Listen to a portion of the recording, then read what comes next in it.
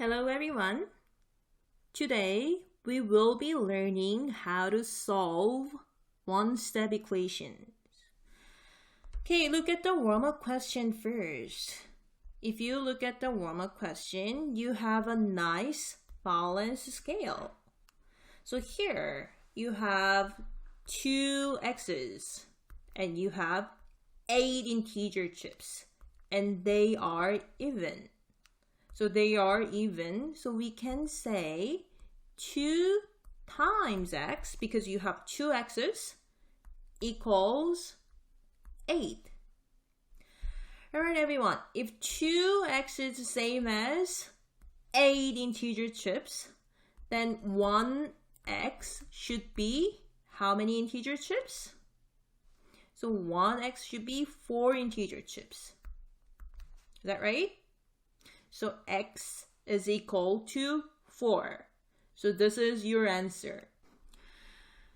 Alright, look at the next question. You have a circle. You have a circle, and this circle is negative r. And when you have half of it, so the colored part is half of the circle. So this is half of the circle, then negative r divided by 2. So dividing by 2 is the same as making it half. So negative r divided by 2 is equal to how many negative ones? I have 7 negative ones. So negative r over negative r, half of negative r is negative 7. And we want to know what r is. So what we're going to do is, if this part is the same as negative 7, then the other part should be same as negative 7, right? So half of the circle is negative 7. And the other half of the circle is negative 7. Then the full circle, which is negative r, should be same as negative, what is it? When you add negative 7 plus negative 7, in total, it is negative 14. So negative r is negative 14. If negative r is negative 14, then positive r should be positive 14. Okay? So this is the answer.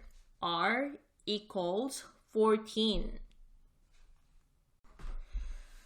Alright everyone, but every time we solve equations, we don't want to use a balance scale because it's too much work. I can draw a balance scale like this.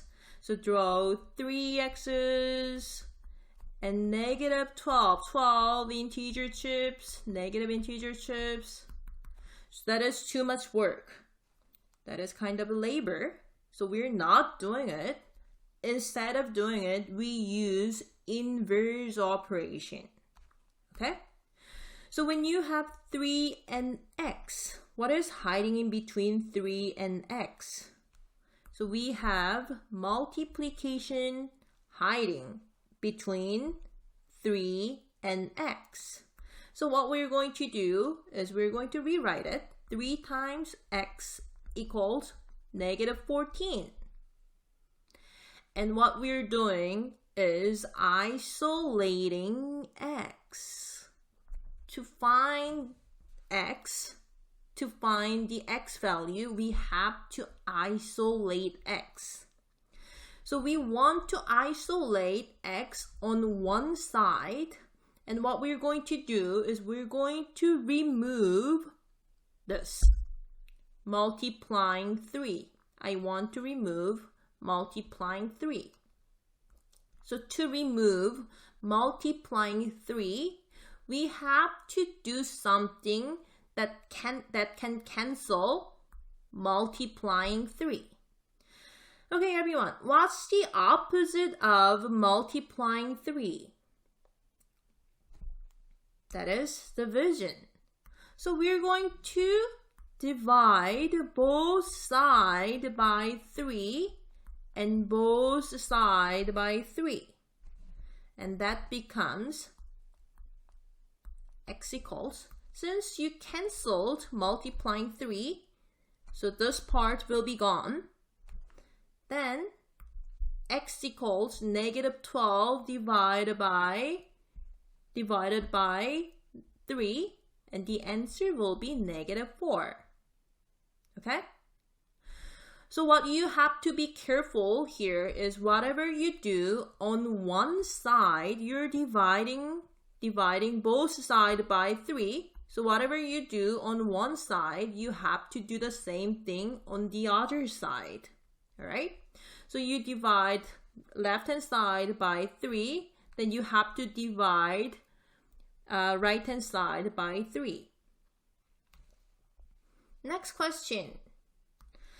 I have r over negative 2 equals negative 7. Here, what you have to look at is this division bar. Okay, look at this division bar, everyone. So division bar, this is just a division. It's the same as division. When I rewrite it, you can just simply rewrite it. R division bar negative 2 equals negative 7. Our final goal is always to isolate the variable. So we're going to isolate r by canceling dividing negative 2.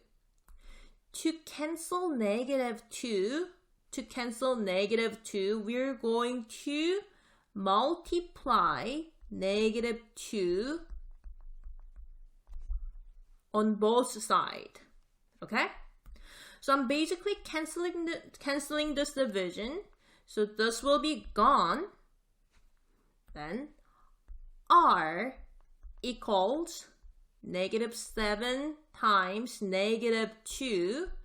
Then the answer is negative 14. Okay, remember everyone, whatever you do on one side, you have to do the same thing on the other side. Okay? So r equals negative 14. This is the answer.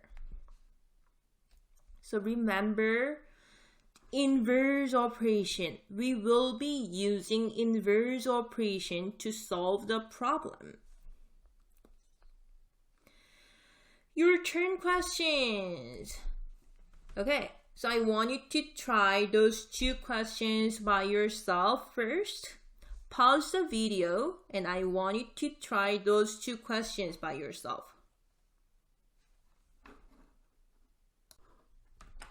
Alright, your turn questions. Now I want you to pause the video and try those 2 questions by yourself and resume the video to check if you're right. Okay, have you tried it? Let me go over it together with you. Okay, so I have negative 5 and x. So when you have nothing between a number and a variable, that means you have hidden multiplication in between. Okay, so let's rewrite it. Negative 5 times x equals negative 45. Okay, what's our final goal? Our final goal is to isolate x.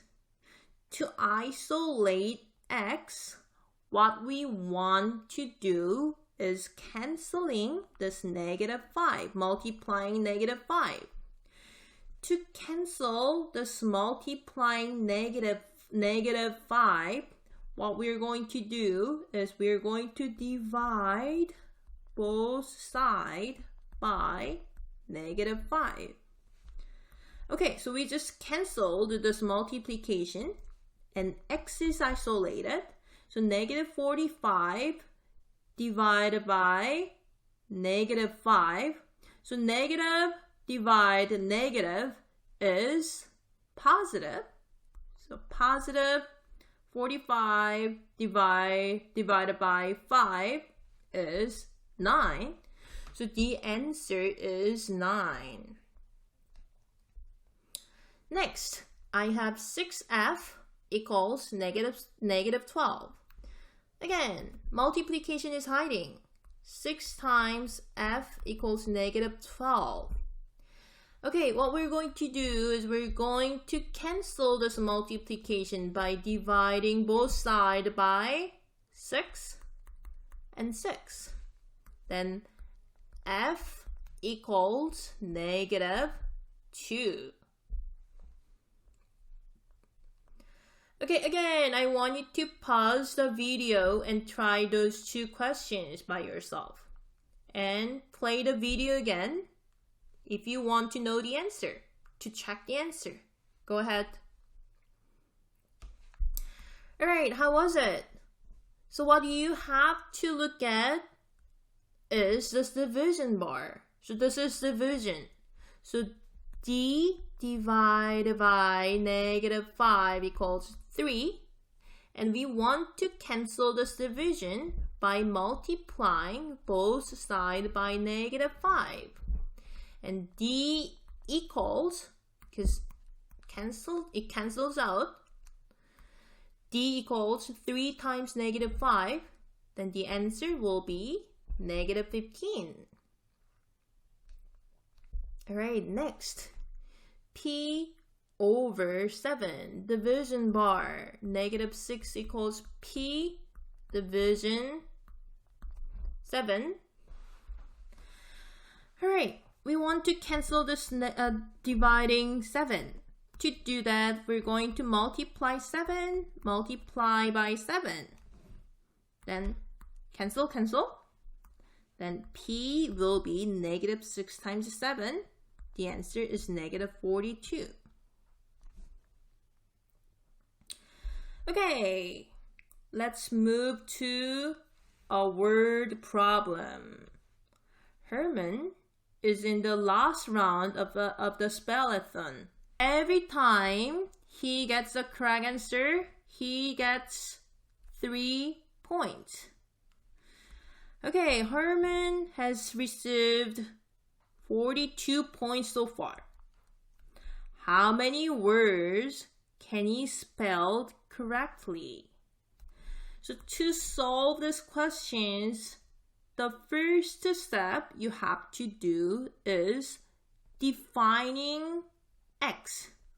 So to define x, so we're going to define x. Your x is the number of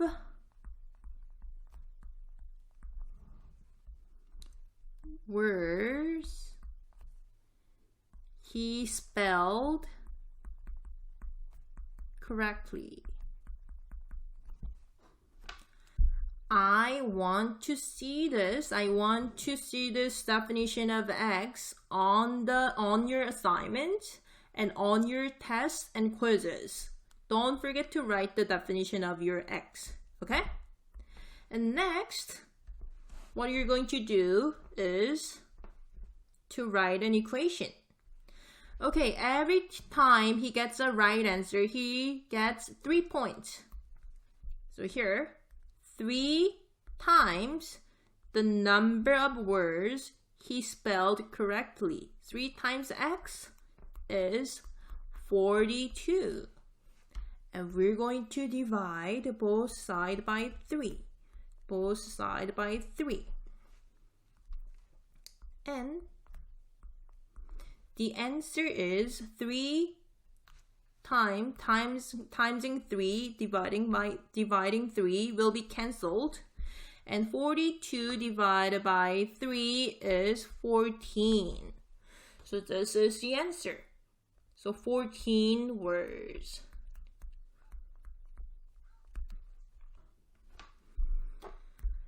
Alright, next question. Here, the average temperature in Edmonton is 1/3 of the temperature in Yellowknife. So temperature in Yellowknife is 1/3 of the temperature in Yellowknife. I want you to highlight this. Okay, and let's write down this sentence. Temperature, average temperature in Edmonton is 1/3. So everyone, when you see is in mathematics, so that is the same as equal. Okay? So temperature in Edmonton is 1/3 of. So when you see of in mathematics, that is multiplication. So I want you to write it down. Is equal, of is multiplication. So 1/3 of the average temperature, average afternoon temperature in Yellowknife. So temperature in Yellowknife. But it says the Edmonton is -8. So the Edmonton is -8. The temperature in Edmonton is -8. So write -8 here. Now we have an equation, but I wanted to use a variable. So say, let's define your x. X is the average afternoon temperature in Yellowknife.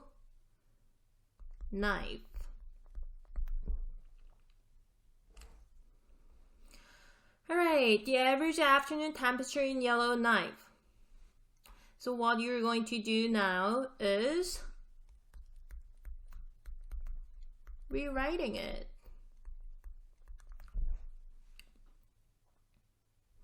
Okay, so -8 equals 1/3 times x.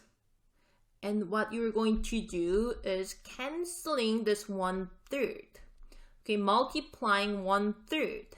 So that is dividing 1/3, dividing 1/3.